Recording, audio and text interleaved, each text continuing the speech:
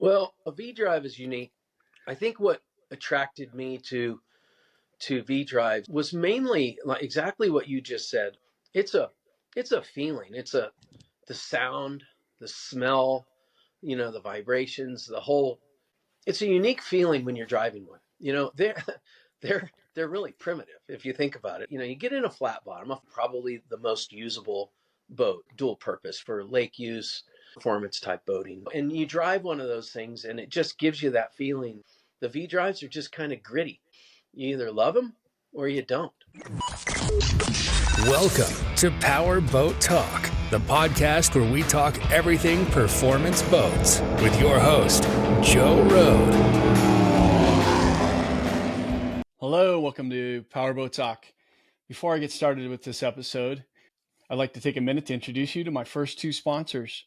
My first sponsor is SoCal Jet Boats, which is owned by Brad and Brittany Martin. You're probably familiar with them as I had Brad on my episode 28 of Powerboat Talk, so you can check that out and see what their company's all about. SoCal Jet Boats sells some really cool boating apparel. They support boat racing very heavily out here on the West Coast. You can find them at just about every ADBA, NJBA, or SCSC circle boat race. So if you're ever out at those places, stop by and say hi. They're great people. And again, they've got some cool garb. And they also have an online store that sells all kinds of jet pump and other boating accessories. SoCal Jet Boats also puts on events. They've just started their summer tour. They had their first event a couple weeks ago, and their next one is coming up on May 11th at the Avi Resort in Laughlin, Nevada. Cool event to go hang out with other boaters and enjoy the river. SoCal Jet Boats is also an online forum. It's been around for years, and it's still very vibrant and very active. You can go check it out, find all kinds of information on not only jet boats, but all kinds of boats. So check out SoCalJetBoats.com. They're also on Instagram and Facebook at SoCal Jet Boats. Thanks again, SoCal Jet Boats. My second sponsor is Scott Angle, who's the boat loan guy, boatloanguy.com. He'll do loans as low as $20,000 and up to $5 million if you happen to be interested in an MTI with some multiple 500s on it. But Scott can help you out. He will write loans for as long as 20 years, and in many cases, it can be a doc-free loan. You can meet Scott in person at the Super Cat Fest at Lake Havasu City this weekend or at Desert Storm next weekend. For more information, check out boatloanguy.com, or Scott is on Instagram and Facebook at RV and Boat Loans. So thanks again, Scott, the Boat Loan Guy. Now to our episode. Today I'm on with a return guest, which is always nice, Joe Shelfo, who's the Secretary and Treasurer at the National Jet Boat Association, NJBA. I was lucky enough to have Joe on with David Carroll and Mike DeClark back on episode 32, and we talked some drag boat racing. But I thought I'd bring Joe back on because Joe is just a V-drive expert, and it's one of those subjects that, and I know a lot of people have a lot of questions about, especially if you're in that world or you're interested in getting in that world. And so I thought Joe would be a good guy to bring back on and talk about that. So I think you're up to the task. Yeah, Joe? Yeah, good morning. Good morning from Tennessee. I actually relocated out to Paris, Tennessee. It's a lake community out here, so it fits my needs. Joe, yeah, thanks for having me on the show. All right, Coach, we're talking, of course, the reason you go to Tennessee, leaving California. Well, there's a number of reasons, but one is to get yourself some property and get yourself a shop, right? So I guess you're in the middle of building yourself a house and a shop. Yeah, it's probably not the smartest thing I've ever done in my life at my age, 58, but for the most part, we get to choose what we want. And, we looked around, we've been shopping for quite some time, just couldn't find, what we really wanted. So we decided to build. So, yeah, we're out here starting some projects, and the shop should actually be done probably by August, September. So, and then I'll be up and running full steam by then. So, well, I imagine when you were looking with realtors, there wasn't a lot of V-drive / boat building installation equipped shops that were on the market. So I'm sure that this is tailored for your needs, right? Yeah. The big thing in purchasing any kind of building is having enough power. So, that's one of the biggest things is bringing in the power for my equipment that I already own. So, all of my equipment's 3-phase, bigger equipment. So, that's a challenge right there, but I've got it all handled, and we're moving forward with the build. Yeah, very cool. Well, I know you think it might be not the brightest decision, but I think it's probably a great decision. I think everybody that's in California, a lot of people in California will agree. So good for you. That'll be awesome. It's starting with a blank piece of paper on a shop. That's got to be really cool. Knowing where to put things, as opposed to years of stumbling around things that just ended up where they ended up. So. Right. Yeah. And don't get me wrong. I love California. I still do. My kids are there. My friends, family. It's a beautiful place to live. We lived in probably the most beautiful area of California, the Napa Valley. And, for the most part, it was kind of hard to leave, but moving forward, as a retiree, from the trades, I saw an opportunity, and what I really wanted to do, honestly, I couldn't afford to do in Napa Valley. It was very expensive to do what I'm doing now out here for probably, half the cost. And, once you're on a fixed income, so to speak, outside of my business, you still have to live within your means. So I'm a practical guy. I don't need a whole hell of a lot. I don't need a huge Taj Mahal at home, but I do need a Taj Mahal shop. So, that's part of what we do. So anyway, that's the gist of the whole thing. So.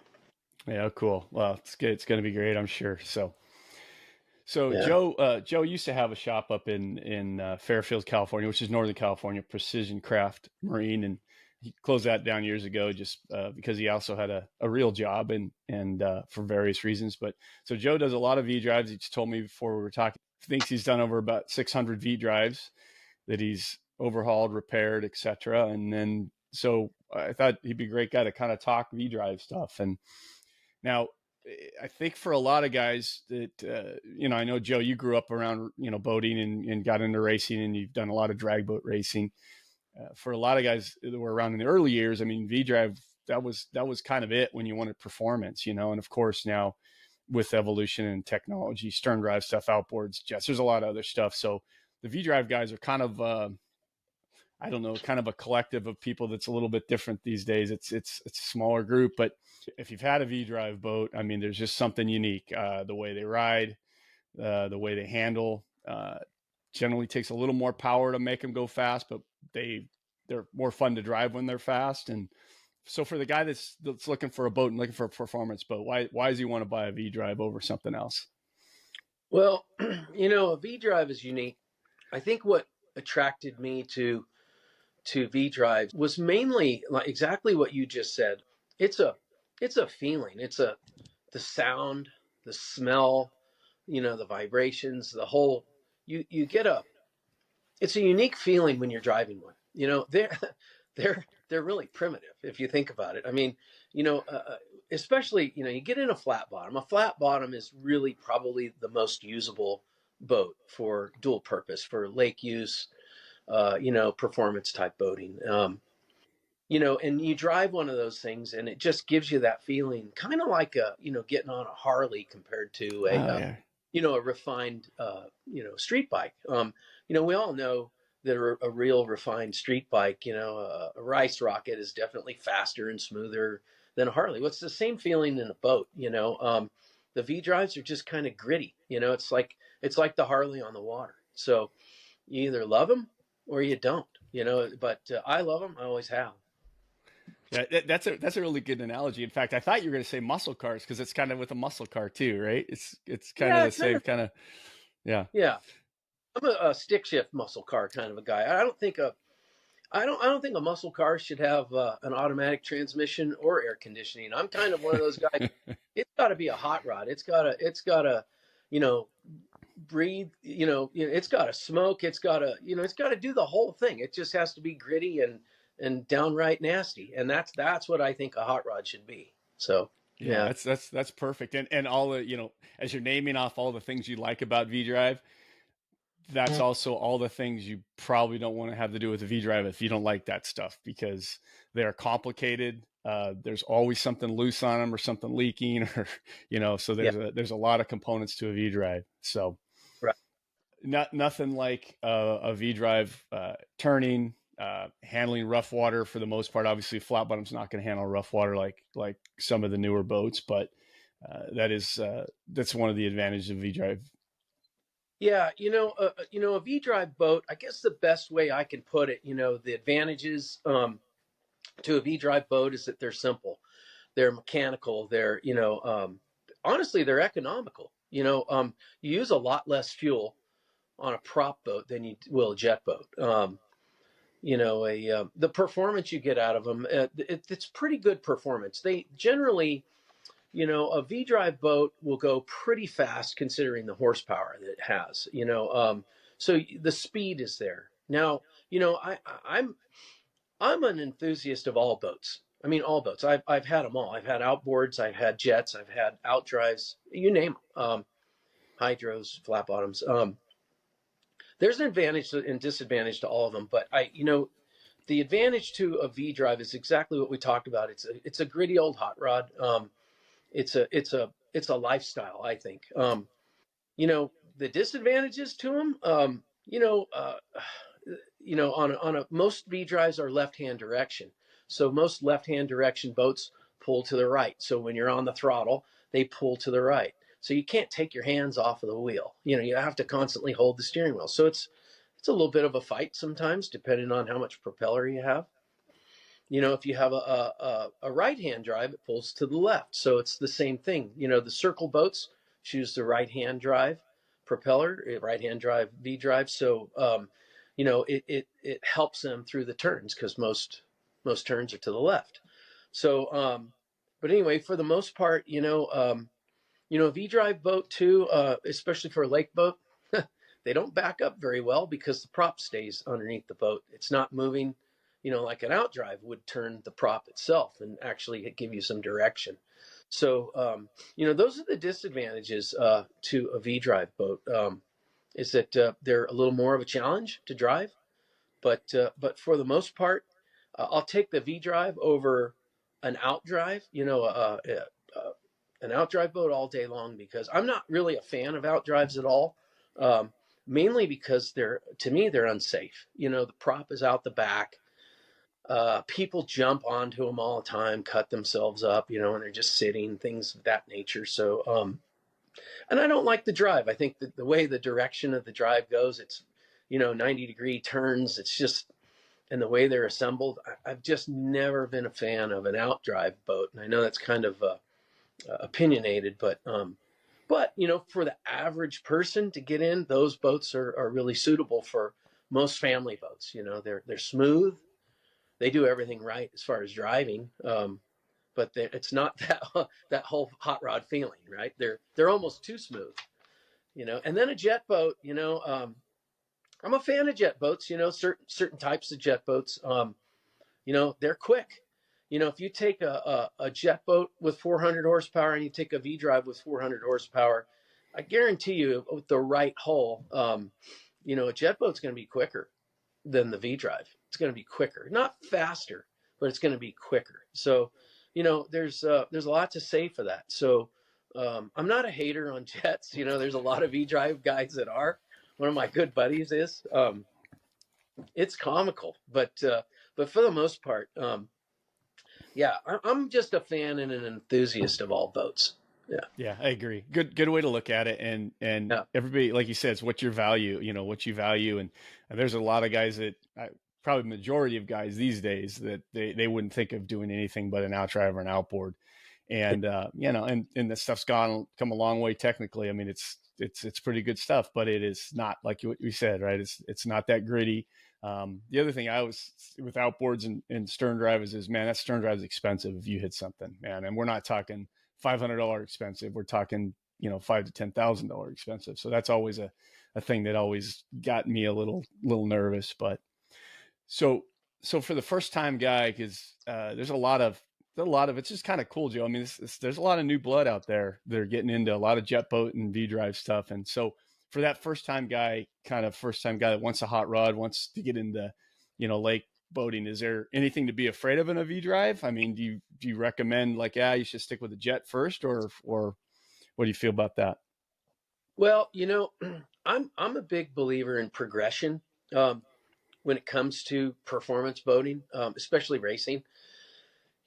I've seen a lot of guys come and go out of racing, because they step in hard. Like you'll come across some guys that will have deeper pockets than others, and they're going to step into, like I'll use this as an example. We've got some guys that just come out to our track with the first time racing with a blown gas flat bottom.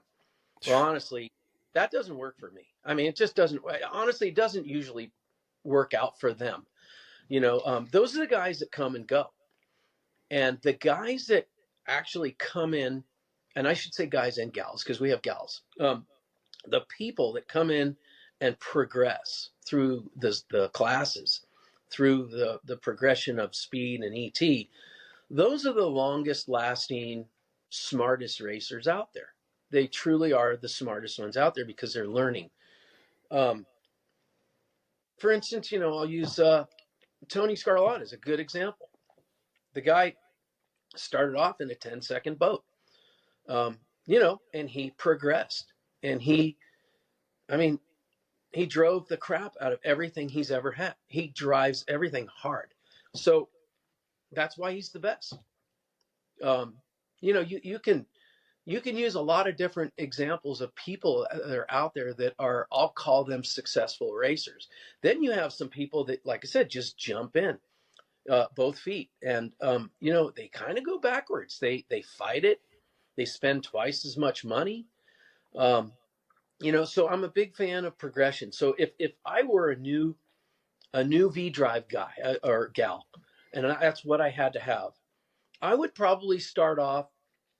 I'd probably start off with a flat bottom, because, like I said, it's a very usable boat. They turn, they do everything, for lake use and performance use. So it's a good place to start. But the key to doing it correctly is finding the right boat that has good bones, something that's solid. I'm not a fan of boats that sit outside.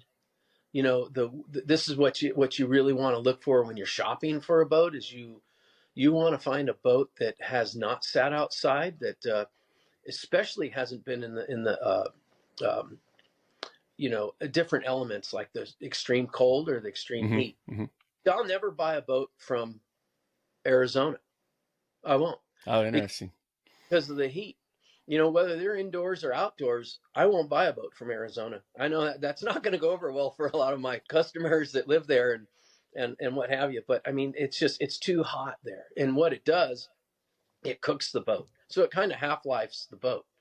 So everybody knows, anything that has a hardener in it, resin, fiberglass, things of that nature, it never stops hardening over a period of time. It just keeps getting harder and harder. Well, if you want to speed up the process of killing the fiberglass, well, put it out in the desert, and that's what's going to speed it up. Now, the flip side to that, here I'm in Tennessee, and you get some extreme cold here for about a month out of the year. That's not good either. So, if you're going to own a boat in these extremes, I personally think it needs to be conditioned. It needs to be stored in a conditioned building.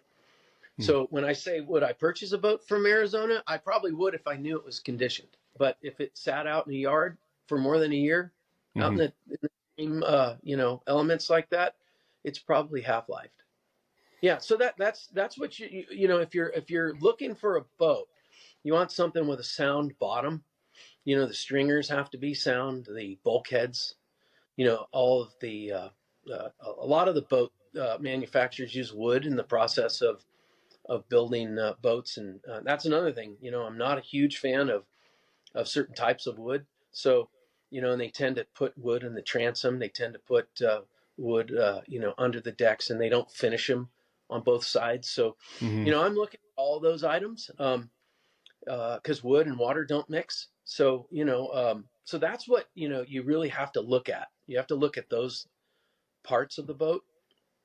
Another area too, that I think is very important for a person shaft goes through. A lot of people just bore that hole and then, it's open. They're open laminations. So it's kind of like boring through a piece of wood, you've got all the different grains and structures going through it. Well, now that's on the bottom of the boat and there's water pressure on it. So when I bore a hole through the bottom of a boat, I generally overbore that size, and then I'll go back in and fiberglass it and seal up all those laminations so that it can't start to delaminate at that place.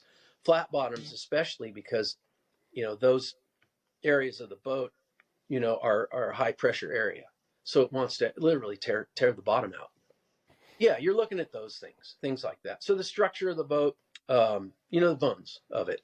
No, I never thought about where the prop shaft goes through that transition point. That's a good idea.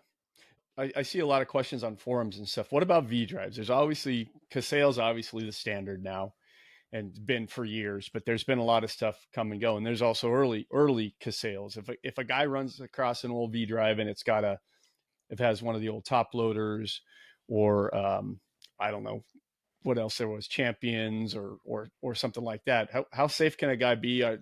What's a guy getting into with some of that older stuff, or is it still usable? There was a time in my life when I would say, if it wasn't a Cassell split case, it wasn't a V drive.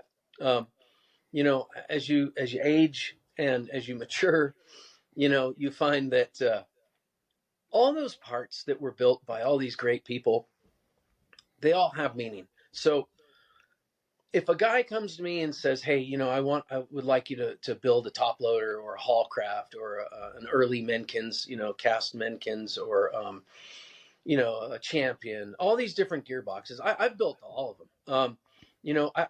I love building gearboxes and I love building transmissions. There's something about gears and mechanical things. It's just my interest. I get excited about it. So, I wouldn't steer away from, a boat if it has an older gearbox in it. You just have to know that the parts availability for something like that, it's just not there. So you have to be a patient person and go to the right person to build that gearbox. It's something that you just don't put on a bench and open up and think that you're going to be successful at building something like that. Because even myself, when I started doing these things, I thought I knew what I was doing, but I really didn't. You learn as you go. There's no book on it. But after you've done, a tremendous amount of gearboxes, you learn how things are put together, how things are pressed together. You learn about, bearings, you learn about bushings, you learn about seals, you learn about shafts, press fits, all the different critical parts of a gearbox. So, and after you go through that, you understand, hey, any gearbox can be built. But once again, you can't beat a Cassell V drive. The Cassell V drive, the best way I can put it, it's like the Chevrolet of engines. It's the most common. You can get, you can still get parts for them, although it's getting tougher. With the situation with Cassell, we lost Andy Cassell. But Drew is doing a great job keeping that family business moving. He's playing catch up right now because he's got his plate full with everything. But you still cannot beat a Cassell V drive for durability, parts availability, the performance. They're just built well. They're bulletproof if they're built right. Perfect. Yeah. Now, expanding on that with some of the Cassell stuff, we were talking about upgrades and that kind of stuff. So I guess the first place to go is, so if I have a Cassell V drive and I've got a 450 horsepower motor in a V drive, and I want to increase the horsepower. I want to start playing. I've progressed. I've already run the hell out of my 400 horsepower motor. What's a guy need to think about if I'm going to go to 700-800,000 horsepower in a V drive, like from a safety perspective to durability, shafts, prop shafts, that kind of stuff, when I want to improve performance like that? I'm a huge advocate for safety. One thing I know about V drives, they're still utilizing a shift style V drive. That means you have a set of dogs, and it could be a whirl-away or a non-whirl-away style, but you still have a set of dogs that are engaging and disengaging the power. Those are small parts. And if you saw how small they are and you look at the amount of horsepower that's going through a set of dogs, you're amazed at how well these things hold up. They really do hold up really well. One of the things that just cracks me up about a lot of the guys that are out there racing, they all say the same thing. My dog's broke, and these things are expensive. They're about $300 a side. So a set of dogs is $600, even more now. And they say to themselves, I just don't understand why these things are breaking. Well, I can tell you exactly why they're breaking, because as you know, I'm part of the racing organization. I'm also the starter. Sometimes I'm on the starting barge. These guys are shifting these things into gear. They're going into gear at a high RPM.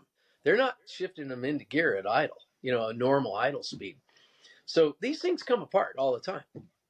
And the biggest thing that I'm an advocate for is a billet output housing. And I'm not saying that because I produce them. I produce them mainly because of the safety factor of it, is that 9 times out of 10, when you blow up a set of dogs, the billet housing, much stronger than the cast housing, it retains all of that equipment. It doesn't come out.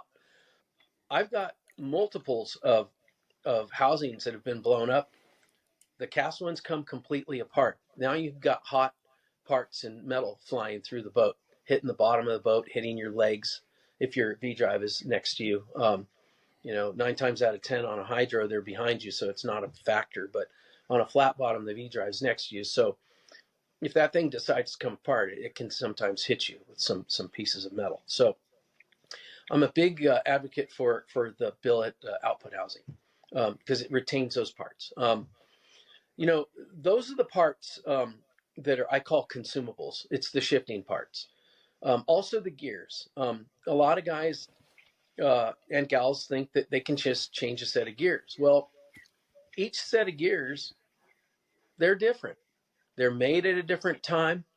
They are heat treated at a different facility, possibly. The material could be a different material from what it's made from. We've had some people come in and try to build gears, and they just don't know the material that Cassell uses, and I've seen these gears fail. There's a lot of guys that come in with dogs and come in with shafts with different materials, thinking that they know what they're doing, but the Cassell family has an advantage there to those parts, those consumable parts. They know what material to use, and it's their secret. They're holding on to that, and I don't blame them. That's their business. So they don't let that cat out of the bag, and that's why I use nothing but Cassell parts, because they are the best parts made. Now, when it comes to those V drives that we're talking about, there's just parts to them that people need to know. There isn't a Whirl-a-way kit that you can just buy and put in a Cassell V drive. You have to know what V drive you have.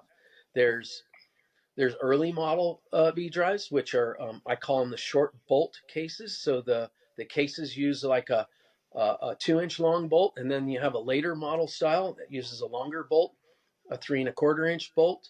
And those cases generally determine the output housing. You've got 2 different style output housings. You have a 6 bolt and a 5 bolt. The 6 bolt is the earlier style, and it will only hold a certain diameter dog.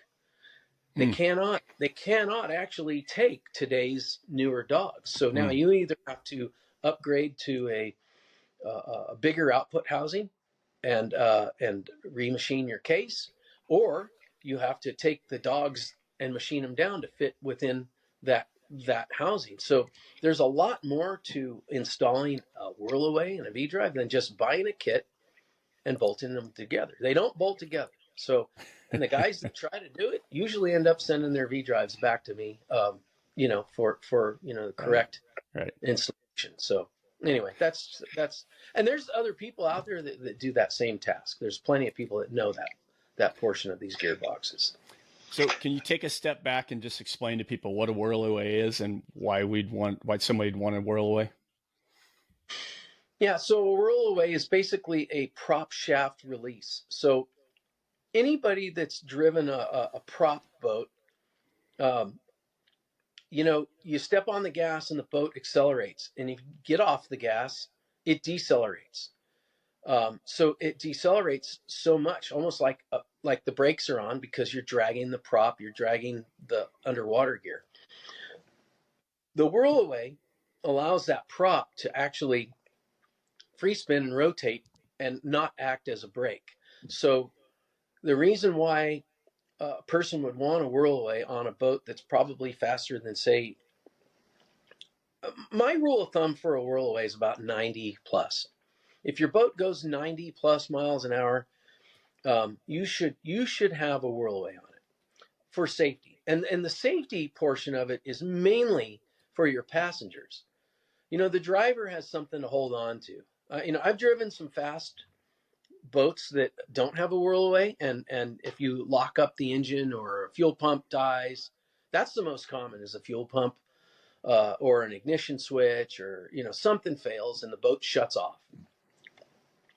That boat slows down in a heartbeat. And generally what it does on a flat bottom is it will pick a side, and it'll pick a chine, and then it wants to dig in and kind of pitch you to one side or something of that nature. If the boat is set up correctly, weight distribution wise, generally they'll go straight. But let's be honest, most of them aren't. So they will pick a side and then kind of push to that side. So the whole advantage to having that Whirl-a-way is to let that prop, rotate and not put the brakes on as hard. So it allows the boat to slow down at a better rate of speed, a gradual rate of speed. So that's why it's a rule in our racing on boats that are faster than, basically 100 miles an hour. We do have a rule. Most of our prop boats have to have a Whirl-a-way installed, and it's kind of at the discretion of the tech director to allow a boat to run or not. And typically what we do at the NJBA is we'll allow a guy to come out with a lake boat, and they don't necessarily have to have a Whirl-a-way, but we always highly recommend it. And if the boat's a real fast boat, then we'll park that boat. We just can't allow somebody to go out there and jeopardize their own life and everybody else's life around them and not have it. So it's a big, big safety feature. Yeah, and I wouldn't even want to know how many guys you've probably known them through your life or have heard of that have lost their lives because they haven't had a Whirl-a-way. I mean, I haven't been around as much as you have, and I know like 3 guys, and it's just really a simple safety thing. It's really stupid not to have something like that. Yeah. If you go back in time and you look at the safety records on boat racing, back in the day, I'll remember, going to Oakland with my dad, and you watched all those guys out there with these boats, and they had open face helmets with a chin strap, and most of their helmets didn't fit. They just grabbed a helmet from a buddy. They didn't have, a lot of them didn't have leg restraints on their jackets, so their jackets would come off when they'd hit the water. Nobody used any helmet restraints. Nobody used neck rolls. They didn't have ballistic shorts to protect their bottom side. The boats were completely out of control. It was nuts. I mean, it was full blown nuts. Renegades just hopping in hot rod boats, and that's why we love it. But the safety record at that time was terrible.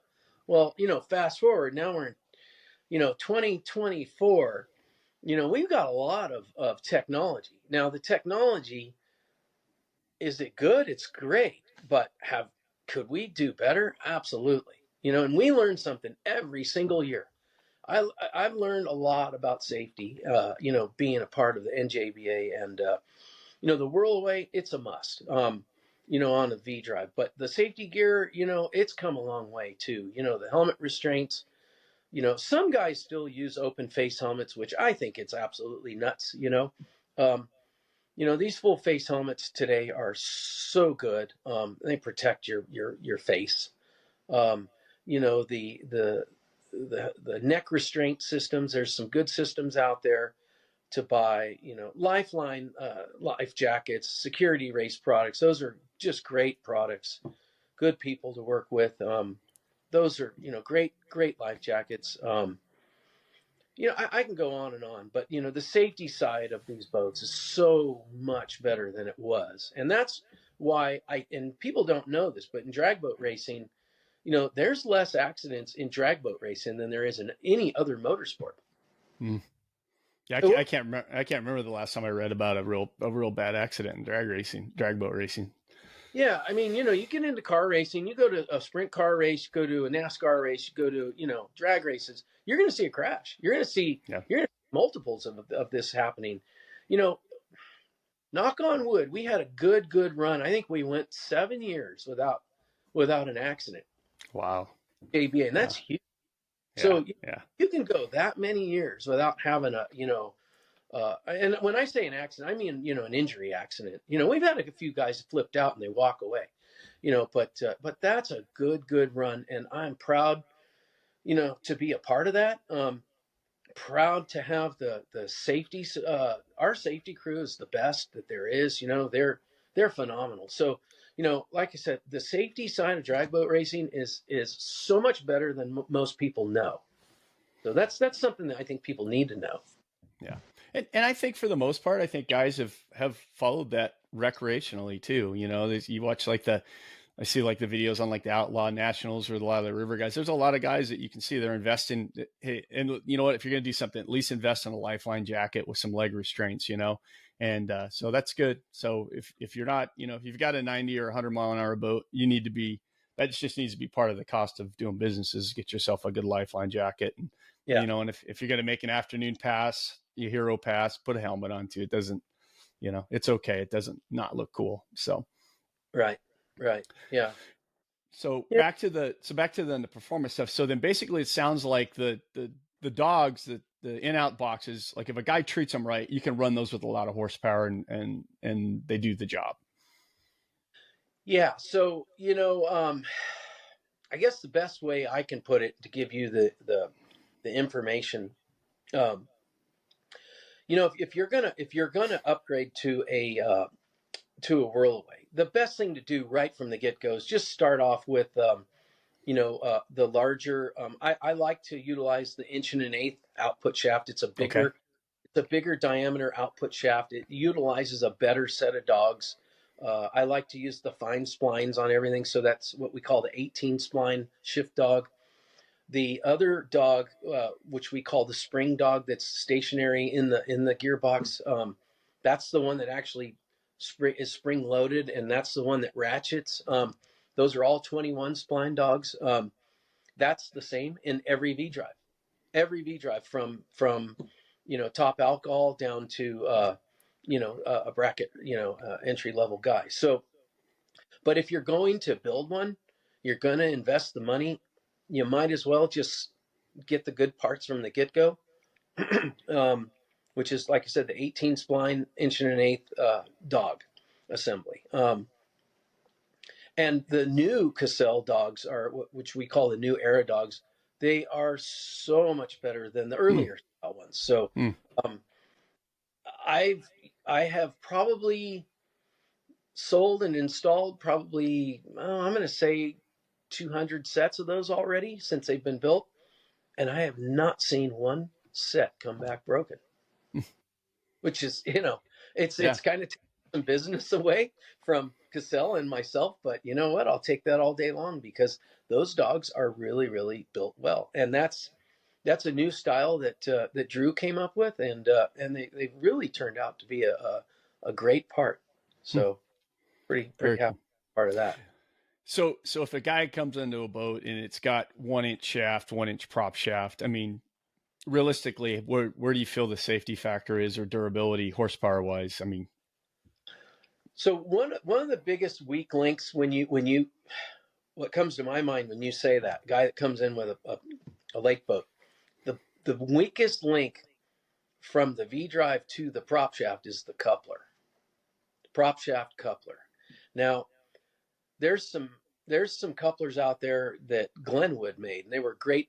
They were great little couplers, but those were also just a 4-bolt coupler. They weren't really made for the amount of horsepower that people are buying now. You know, I've said this at a race that the horsepower of today is exceeding the talent of driving. And the problem that you have now is that you can buy an engine through Summit or Jegs or mail order. You can buy 1,200 horsepower all day long. So, you know, back in the day, you had to fight to get 600 or 700 horsepower. You know, everything was cast iron. You know, you just didn't have the technology. So now with all this horsepower, you don't want to run that kind of horsepower through a 4-bolt Glenwood coupler. So as a matter of fact, it's in our rule book. We don't even allow them. Oh, really? Yeah, it's a safety deal. As a matter of fact, a lot of people have been hurt and killed because of those couplers not holding onto the prop shaft, mainly because they use quarter inch hardware, and then they only use 2 per side. So, you know, you go to a Cassell style coupler or a D21 style coupler or a Bergeron style coupler. All 3 of those guys make great couplers, and they're 1-piece couplers. That's what we allow at our races. We don't allow 2-piece couplers. There's a few of those that are out there. It's a safety issue, so we don't allow those because those have come apart. Those are mainly for the industrial type of an application for small, light RPM type use. But you get into the coupler situation, and it's got to be right. You know, the key in the coupler has to be, you know, made of the right material. And then the prop shaft, of course. Prop shafts, that's a big thing. I can tell you this, Joe. If a prop shaft bends, it's not a good It's not a good prop shaft. A prop shaft of good material will snap. It will break. It will break. Really? Yeah. But if you get a prop shaft from somebody and it bends, you're not getting the correct material that you need for a performance boat. Mm-hmm. So there's 2 types of material. Well, there's 3 types of material to build prop shafts out of it. And it's, of course, Aquamet 22. That's the most common. Caymanel, which is harder to get. You know, back in the day, you used to be able to get that Caymanel material, and it's kind of a weird looking material, kind of a blotchy. I don't even know really what it is, but it's strong. And then you got the 300M, and that's the highest quality, you know, prop shaft material that you can make prop shafts out of, and that's what we run in Mike DeClark's top alcohol hydro. You know, all the top alcohol hydro guys run that 300M material because a hydro will definitely test the limits of a prop shaft and a prop because they're surfacing. That's where all the stresses are on those boats. God, I haven't heard of the 300M before. I mean, that must be something that's fairly new, or no, maybe... it's been around for a long time. It's actually real common in the automotive world. Like back in the day, I don't even know if they're making axles out of it now, but you know, they used to build all the axles out of 300M. You know, Mark Williams Enterprises, all the axle companies would make it out of make their axles out of that material. It's super, super strong, machinable material. I don't. We don't have to go to this on every part, but on prop shaft's such a unique thing. I know Bergeron through the years has made prop shafts in different quality. Are they still kind of the go-to, or is there other guys guy can find good prop shafts from? You know, there's a lot of people you can buy prop shafts from. The main thing when you buy a prop shaft, it doesn't matter who you buy them from, as long as you know that you're getting a good material. And here's something that a lot of people don't know about prop shafts. Because I used to manufacture prop shafts myself. I used to buy my prop shaft material in 25-foot sticks because it was more.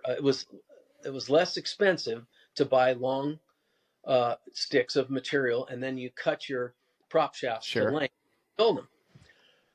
The problem that you have when you buy 25-foot sticks, and people don't know this, is that when they put that shaft material together, they fusion weld it. Oh, really? So yeah, so it's fusion welded. So you might get a stick that might have two welds. You might get a stick that might have one weld, but you're getting a fusion welded stick of material. So every once in a while, I would get a prop shaft that would come back that just snapped clean, just clean, 90 degrees, not jagged, not anything, but just a clean snap. Well, that was a fusion weld. So I stopped buying prop shaft material like that, and I started buying 8-foot sticks from Michigan, right direct from the manufacturer that makes the Aquamet 22. It costs more to buy the 8-foot sticks, but you knew that you didn't have a fusion welded shaft. So your chances of breaking that shaft are, cut in half, right? So that's something that a lot of people don't know about shafting. The second part about prop shafts, and everybody makes this mistake, there's a lot of opinions on it, but this is the best way I can explain it. A prop shaft is a tapered, Morse taper. It's a 2-degree taper on most of them. It's a primitive way to fasten a prop onto a shaft. It's like a Jeep axle. It's really dumb. If we made these shafts splined like an outdrive or an outboard shaft, which you rarely see those break, it would be much smarter. But we're not that smart. We're V-drive guys. So, so in essence, what everybody does when they put the prop on that tapered shaft, the first thing they do is they drive it on, and they stick a key in there because they don't really check the actual key and the seating of the prop. So what I typically do when I'm installing a prop is I have a stop and a start line, right? So the stop line is on the big end of the prop, and it's going to stop at a certain point on that shaft. And then as you tighten, it's going to move a few thousandths more. These prop shafts are made from soft, what's the best way I can describe the material? It's a soft kind of a retractable material. It's not a bolt. It's not a grade 8 bolt. It's not an ARP bolt by any means. But you hear these stories of these guys torquing these prop shafts, at 150, 200 pounds. Well, those threads and those prop shafts, they're not made to torque like that. So everybody over torques their prop. And when they do that, they're stretching those threads at the end, and then that's where the shaft usually ends up breaking, is at the end, right at the back of the prop. So my best advice to everybody is when you install a prop, you don't over torque it. You tighten it, you run the boat, and then what happens is the prop will actually move forward and seat, and then the first thing they think is, oh, I didn't tighten it enough because it's loose, the nut's loose. No, the nut wasn't loose. What happened was the prop moved forward.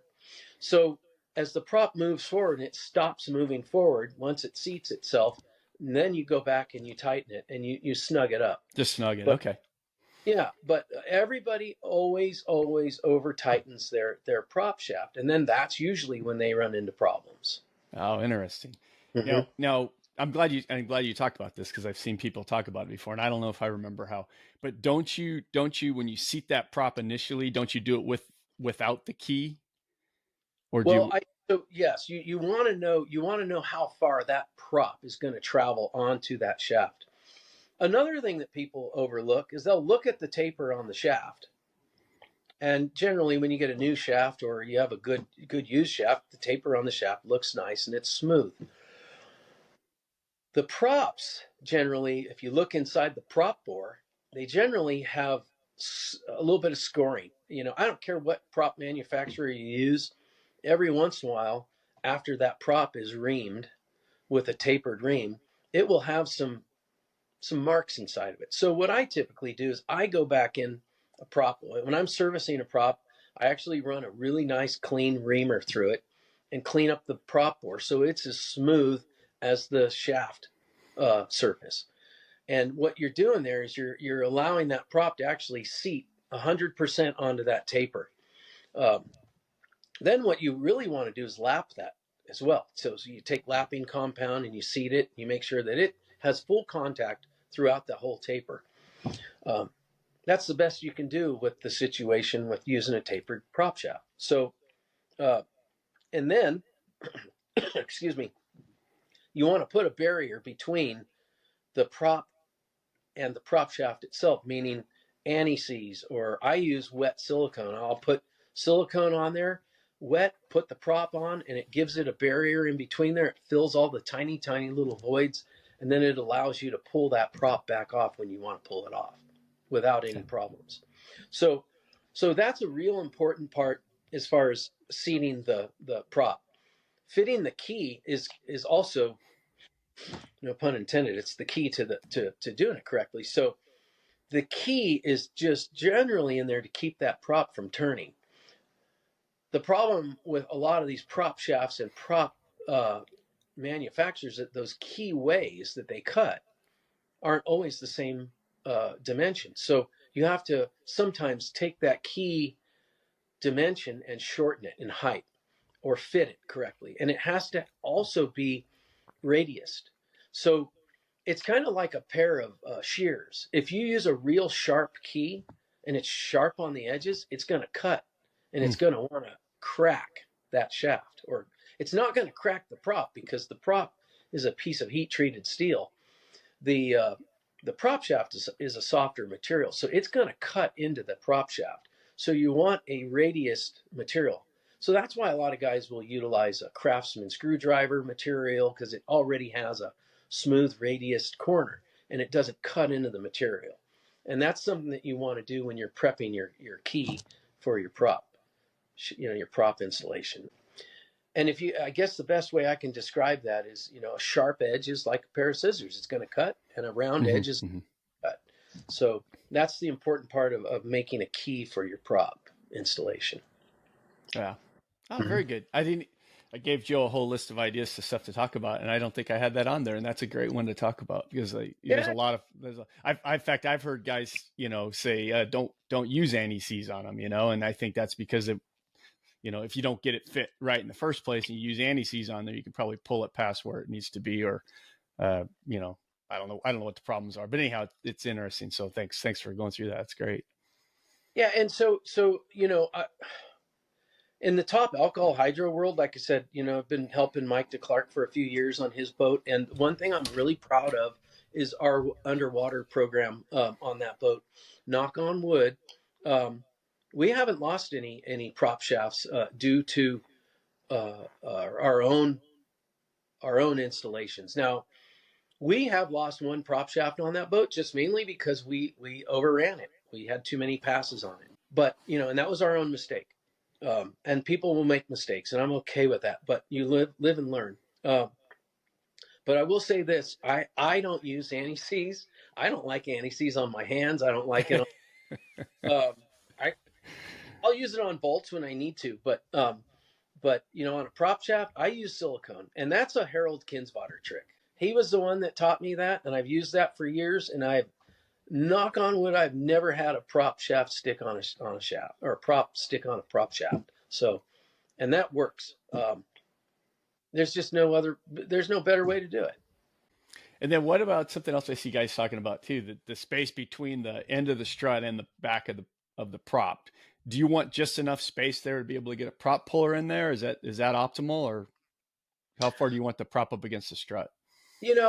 So that's kind of a, look, the problem is, these boats, these parts, everything moves. So the one thing I know, it doesn't matter what boat you're talking about, I try to hold a 200 thousandths gap. And 200 thousandths for me is as close as you can get to the strut without the prop hitting. That's how much the prop and shaft and the boat are moving. So if you're running a lightweight boat, a boat that has a lot of horsepower, you might have to widen that gap a little bit, because things are going to move a little more. If you're running a boat that's built well, you can tighten up that gap a little bit. So that is something that you kind of choose as you learn the application of that boat, what that boat is really doing. So, but you don't want to hang your prop shaft out. I've seen prop shafts, I've seen that gap between the strut barrel and the prop itself at 1 inch. They come to the races with that, and I'll tell them, hey, look, I don't have a rule on that, But I'm just telling you that that's going to be a problem for you. So you really need to tighten up that gap. And that's a safety issue. So, but that's the number I use is 200 thousandths generally for most applications.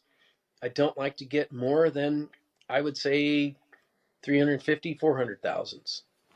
Dimensionally, 3/8 of an inch, you're kind of pushing the limit at that point. Okay. So even for like a high horsepower lake boat, you still want to keep that tight. Yeah, for sure. Because it's just hanging out there. There's nothing supporting the other end.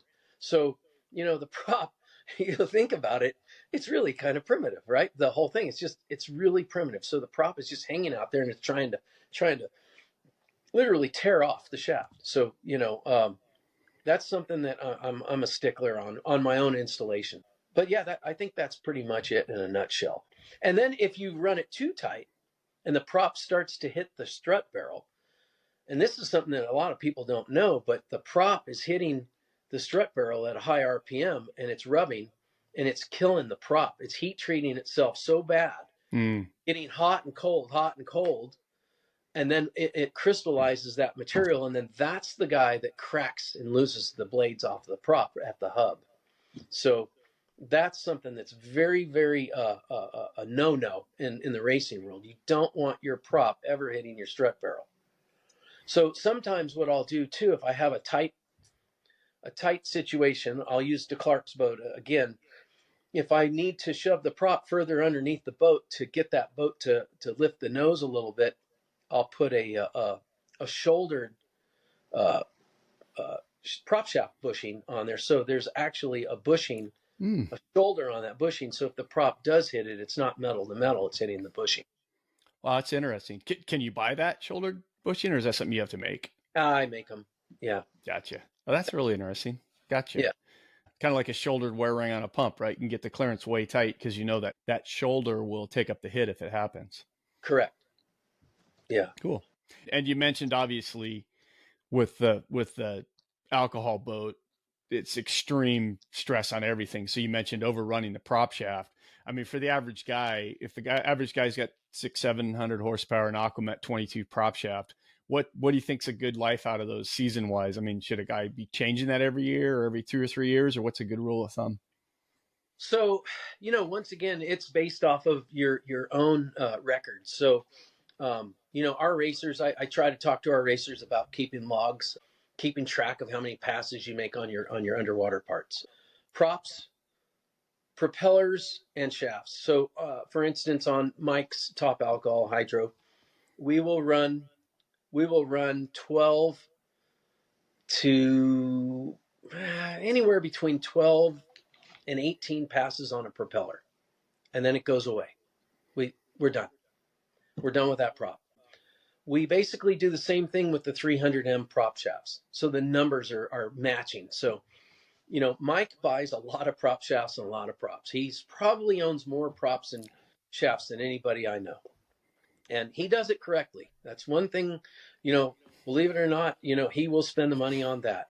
So it's kind of nice to have that, because you don't want to test that equipment and push it to the edge.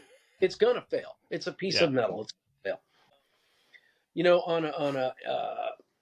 I'll use a 1,000 horsepower application, flat bottom, or even a hydro for that matter. Prop shafts are disposable parts. They're consumables. Props are consumables. So my own program, when I was racing sportsman type racing, I would go, a season on a prop shaft, and then I would retire it. I might give it to a guy that wanted to make a part out of it, maybe a transom rod, let him cut it and something like that. I might give it to a guy that was entry level, coming in with a 11-second boat or a 10-second boat that could get some passes out of it. But if you were running, somewhere in that 8-second range, 7-second range, you're kind of, are you pushing the limits at more than a season? Probably not, but it's safe insurance. It's cheap insurance. So I would cycle out my prop shafts kind of at the same time I would cycle out my connecting rods. It's parts that are just, they have to go out. They have to go away, or it's going to bite you. So I would never wait for that part to break. Gotcha. So Yeah. Well, yeah. Like you said, I mean, there's no, well, it's starting to fail. I mean, it fails and then the results could be catastrophic. So yeah, why go there? yeah. And Yeah. what about rudders?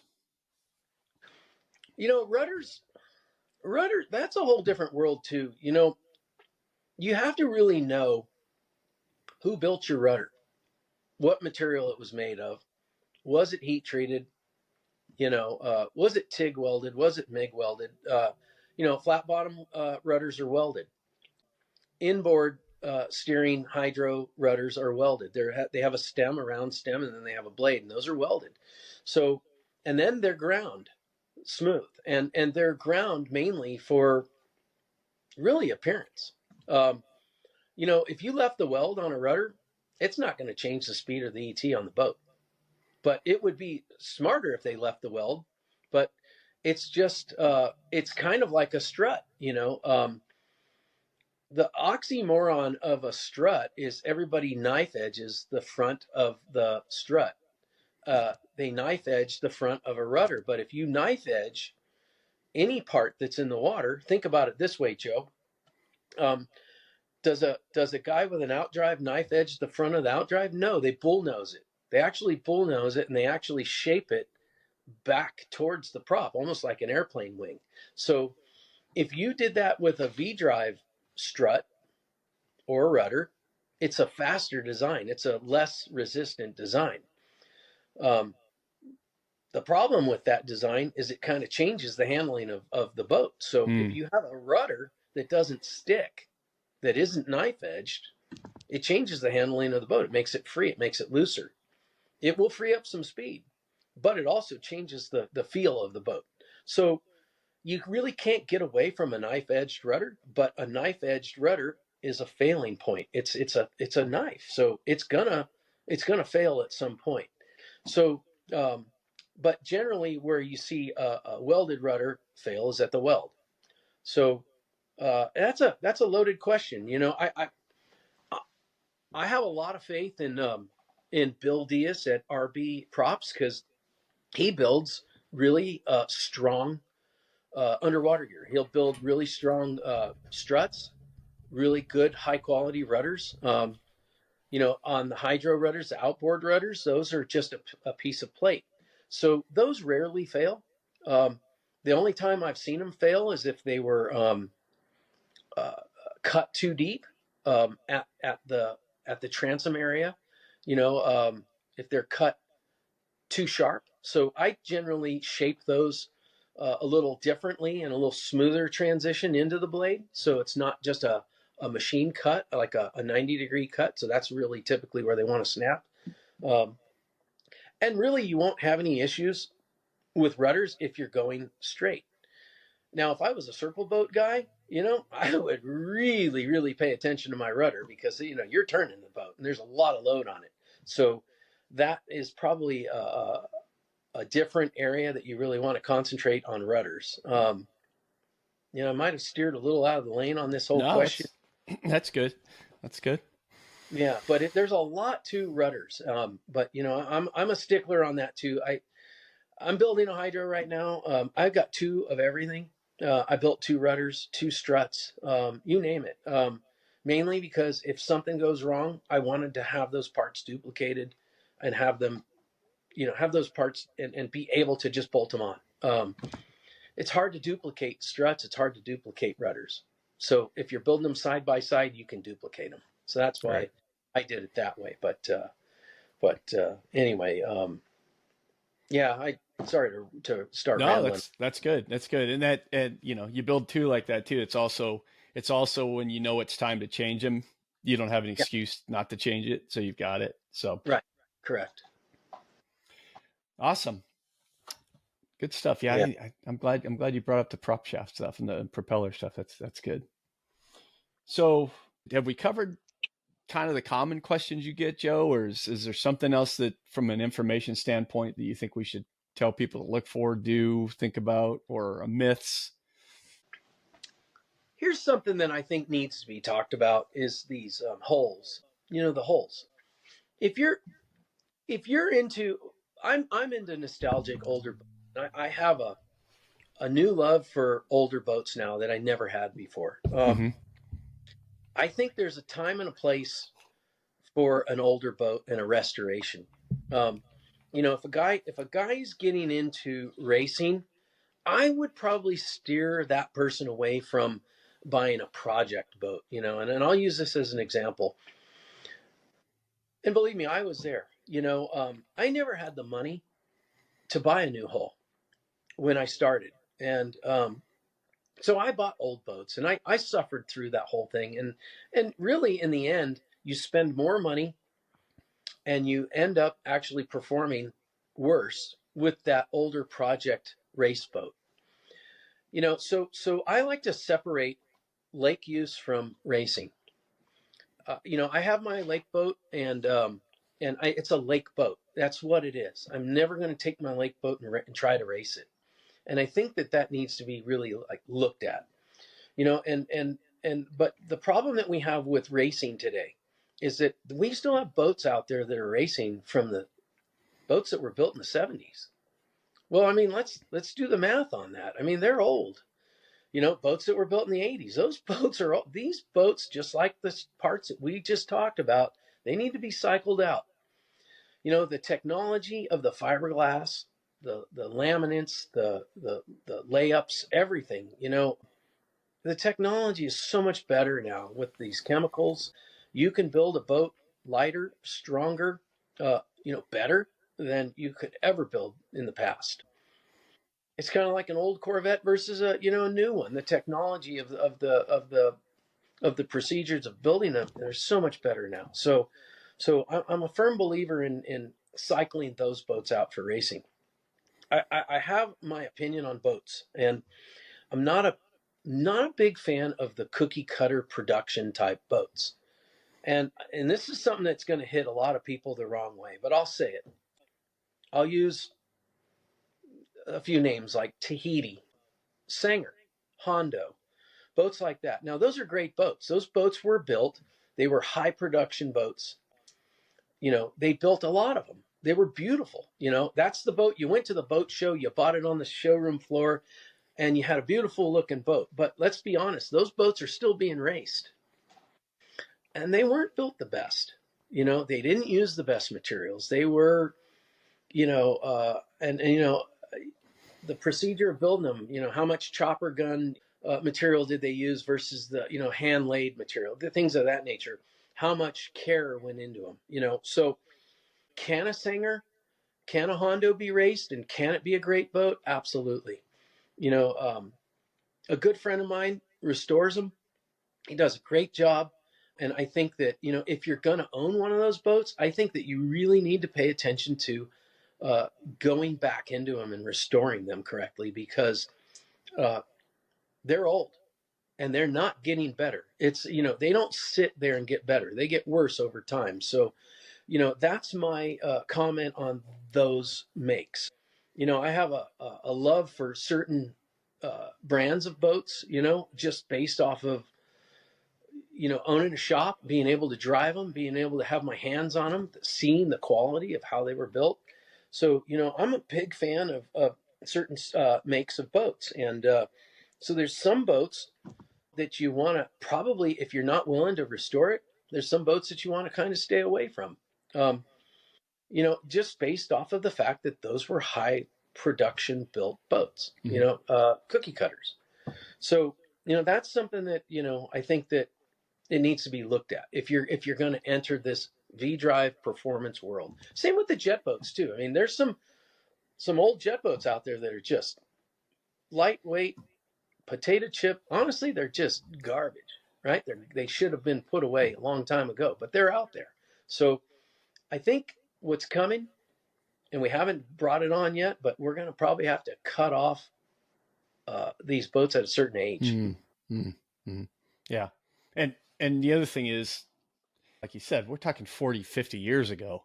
So the technology of the fiberglasses, even if a guy was doing the best, it was all hand laid, all the best stuff at the time, it just is not comparable with what there is now. Right. in materials. And also, like you also said, I mean, I remember when Harman Marine sold a 405 horsepower big block, and that was like the shit. Like that was good. Now everybody's got 800. Like, you know, and almost if you don't have 1,000 anymore, you're not crap. And so 1,000 horsepower in that boat, I mean, it just tears at every inch of that boat versus 400 or 500 horsepower. So you're Right. absolutely correct. Now that being said, like you can and name names here. Like I want to know, like, so if a guy wants to, like, okay, look, I want the best. I want to ride a check now. Who makes? I mean, obviously, Shad is still making good V drive. You know, there's of course there's or day cruiser type stuff. Who else is making, like, who makes flat bottom stuff? If a guy wants to buy a good flat bottom or a good V drive day cruiser, I'll just tell you, me personally, this if I were buying a flat bottom, there's two guys I would go to. I would go to either Kevin Felkins at Canyon Boats, or I would use Brian Dunn at Bullet. You know, both of those guys, they know how to build boats. They are, they're. I mean, if you're gonna buy a flat bottom, you know, I honestly believe, you know, the Canyon or the Cole, those two holes are probably the best ones to buy. now those guys you mentioned, they have like the Canyon. He has the old Canyon holes, and does the other guy have the Coles? Well, you know, Kevin has improved the Canyon hole over time. You know, he's learned over the years. You know, they've recognized some things and they've made some adjustments on it. You know, are they extremely different? No. I've had my hands on some good boats, and I'll tell you this story after we finish this part. But and also I wouldn't not consider, you know, Andy Dement using Andy for a Mako hole. That's a good boat too. I would say those three would be of my choice. If I were building a new flat bottom, would be Canyon. It would be you know, Brian Dunn has the Cole mold, and then I would use Andy, you know, at Mako, and I guess that would be, you know, my three choices if I were buying a new flat bottom. In the hydro world, as far as I'm concerned, you know, I bought one from Mike DeClark and Greg Shoemaker. The 501 hydro is by far, it's the best, most efficient hydro ever made. Hands down. I've driven them, all of them, and that's the best hydro to buy. That's what I would buy. And that's a Curtis Craft mold, right? That they have. Yeah, Norm Grimes, you know, Greg Shoemaker, Arlen Curtis. You know, it's a progressed boat over time. It's such a great, efficient boat. You know, in the jet boat world, there's a lot of manufacturers out there. Once again, Mike DeClark owns really nice holes. He's got the Eliminator mold, and I believe the TPR mold. There's a few other manufacturers. The Placecraft, Peterson builds a nice hole. There's a lot of jet boat manufacturers out there. A few others. I'm kind of drawing a blank on names just because I'm not, you know, affiliated with jets as much. So, but there's a lot of good jet boat holes that you can buy. And once again, if you're getting into the racing side of it, I honestly think the best place to start is with a jet. You know, moving on, and I'm a V-Drive guy, but, you know, I think it's a good place to start to get your feet wet, so to speak. You know, it's entry level. It's easier. It's a pump and an engine. You know, it's easier. You know, there's less moving parts.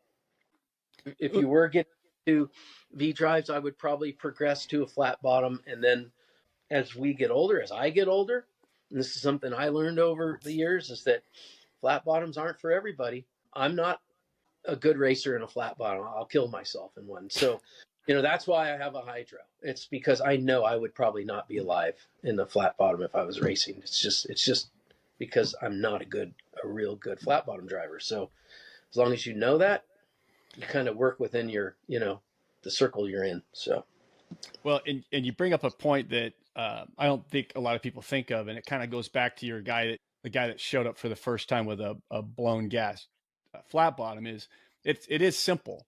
So you spend less time worrying about setup. I mean, a V-Drive's got just a little bit more when you got the propeller in it and gears. You just got more variables there. So it takes away the guy's brain space to learning how to drive and getting used to driving.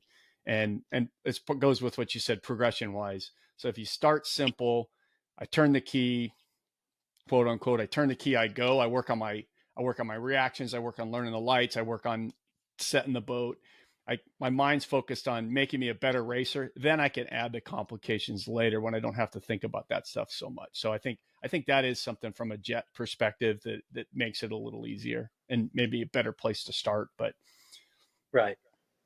Yeah. And one thing I've learned too, being around the racing world, and this is the God honest truth. I don't care what anybody says. The best racers out there come from bracket racing. And I'll tell you why. It's because you have to do more in bracket racing than you do in heads up, what we call pro racing. Pro racing, in a nutshell, the reality of pro racing is it's how the person that's successful in pro racing is the guy with the deep pockets, the guy that has the money, the resources. Those are the guys that are always going to be the guys at the top of the class. You don't have to be a really good driver in a pro class if you have everybody outpowered. So, but in bracket racing, you have to be good. You have to not only run the number, you have to run that ET, but you have to cut lights. You have to be stellar on every end, and you have to be there. You have to be on time. You have to be at the starting line. You have to be able to repeat and repeat and repeat, because that's what bracket racing does, is it teaches you how to race. There's people that know how to race, and there's people that know how to go fast. And that's two different things. And so I'm a firm believer in, once again, if I was picking a driver to race my boat for me, I would pick a guy that comes from bracket racing, like a Josh Hayden, because here's a guy that understands racing. He understands both ends. Jojo Masick, they understand that you not only have to cut a light, but you have to be focused. Everything has to mesh. So that's my best advice to new racers and new performance boating is go to the races. You're going to learn more at the races than anywhere else. You're going to find the resources. You're going to see it. You're going to learn it.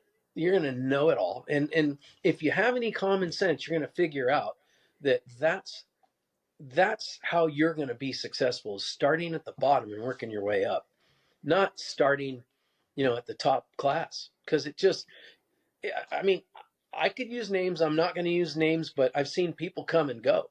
But the people that are still racing for multiple years on end, those are the people that started and progressed up. Interesting. Mm-hmm. Well, and I wasn't planning on getting into this, but since you brought it up, it's a couple of years ago, a friend of mine's got like a 75-mile-an-hour jet boat, and he was new to the boating world, and he was just trying all kinds of new things. And he and I were talking about one day, he's like, man, it'd be kind of cool to try a drag boat race. So I helped him, and we talked to Mike, because I knew Mike, and then Dennis Capone at NJBA.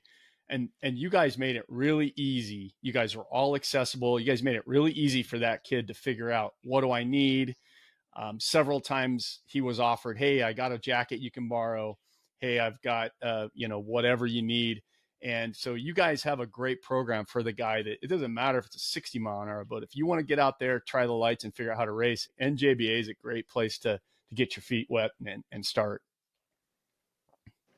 Yeah, it's a family. I love that club.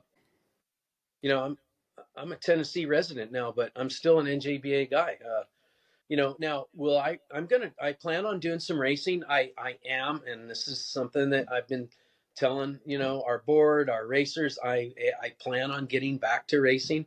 I haven't raced in 10 years. I need to get back to it. It's something, it's like a drug habit. It's something that I need. So, and I bought a boat. It's ready to put together, and I plan on, getting back to that. So, but with my duties with the NJBA and my love for the NJBA, I still plan on being a part of it, even though I plan on backing away a little bit from it and doing less with the club and doing a little more racing. But I also plan on racing with the clubs out here, KDBA.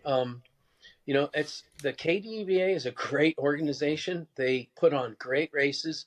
Mike and I race out here with his boat, and a lot of people have criticized us for racing with them. But the reality of it is our duties with the NJBA don't allow us to really be good at racing and running races. So we have to break away and do it elsewhere to do what we like to do. So that's kind of the direction that I plan on going with the racing side of it. But yes, you're right. Dennis, Capone, all the guys on our board now, we have a great board right now, probably the best we've ever had as far as getting this whole racing thing moving forward and moving the direction that our membership asked us to move it into, which is progressing. It's easy for people to come out and race. We offer a lot of different help, through that process. Like you said, jackets, helmets, restraints. I've let people come out on the starting barge and learn that process before they come out, and that is a huge advantage because that is so cool. Yeah, to go out there and physically see it and breathe it and smell it and learn that whole process from that, it makes it so much easier for that guy that hasn't been out there.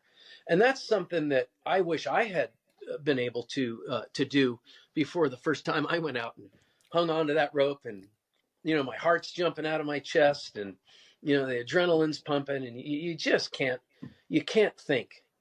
And men are 10 times worse than women. The women are actually much better at keeping their calm out there, and you can tell in their body language on the rope. You can see it in them. They're just better at handling that adrenaline rush. So and like I said, anybody that's ever been on the starting barge can attest to that. Yeah, it will definitely test your ability because your adrenaline's pumping. Yeah. Well, that's cool. That's great about the starting boards. It's awesome. But yeah, that was my firsthand experience with it. So yeah, if you're thinking about it, we'll give you Joe's contact information here in a minute. But I wanted to finish with because V-Drive stuff's so specialized. Obviously, calling you up would be the greatest thing to do. But in light of that, where does a guy find information? Are there any of the forums or Facebook groups that you hang out at, or think are good places to ask questions, get some more knowledge on this? I'll be a little opinionated on that. Forums can be good. Forums can be good, and forums can be bad. I'll say this: the problem with forums is you're going to get 100 different answers, a lot of different opinions. So I generally steer away from that. I think the best place you can go for sources would be the races. If you're into circle racing, go to the circle races. If you're into drag racing, go to the drag races. Especially the NJBA. The NJBA has such great sources. You've got the best engine builders in boat racing there. You've got Joey Gross, Sean Ferreter, HUR. You've got Glenn Hutchison. You got Mike Miller. You got some of the best Norm Grimes. You got some of the best engine builders that are around drag boat racing, and they're right in your backyard if you go to the NJBA races. I'm learning about some of the guys out here, out in the the middle part and the eastern part of the country. I don't know enough of them to actually plug them right now, but I'm learning. And there's some good people out here as well. The sources are there. Like I said, I use Bill Diaz. He's a good source. Andy Dement. If you're going to restore a boat, you need parts. You got D21 Enterprises. You got so many people that are out there, building these parts that are available to you. But the best advice I could give you is pick a person and stick with that person. Because, if you can get crossed up with all the different opinions. So, like I said, I'll use Joey Gross, great resource there. Ron Gross, those guys are phenomenal. They've been around it their whole lives. If you're going to restore a boat, as far as I'm concerned, I got a buddy, he's a friend, but he is the guy. He can build the boat. His name's Jason Opio. So this guy, you can drop off a boat to him and get it back in probably a month or two. That's unheard of. Wow. Yeah, that's unheard of. I mean, I have gone through a lot of different painters, boat builders. You're not going to get anything that quick. But that guy, he can do it. The sources are out there. I would just say ask questions. And when those names come up, you're going to hear good things. You're going to hear bad things. But you have to kind of evaluate that at the time. There's going to always be positives and negatives to everything. It's like Yelp, I think it's the modern day. Yeah, you have to be careful because, you're always going to have that one person that's not happy with you. And, there's handfuls of that everywhere you go. But right.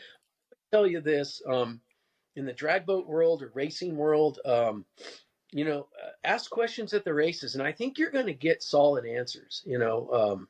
There's some good people out there. You just can't go into it thinking you're going to get it tomorrow. Because I've even had guys call me up and say, hey, I need this V-drive and I need it now. Well, I'm sorry, but you have to get in line just like everybody else. It doesn't matter how much money you have.